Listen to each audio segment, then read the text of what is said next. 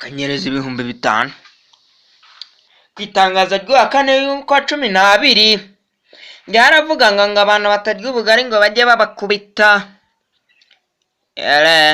Koreta TV Runyoro itangazo bagiye kubigisha ukuntu barya ubugari.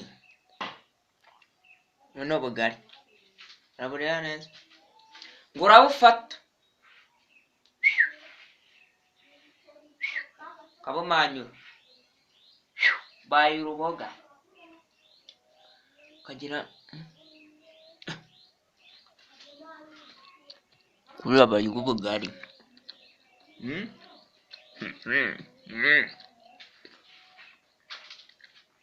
Wari uzi ko ubugari bwa kinoze kasava ari intungamubiri madamu nibwo ateka? Nta bundi bugari yateka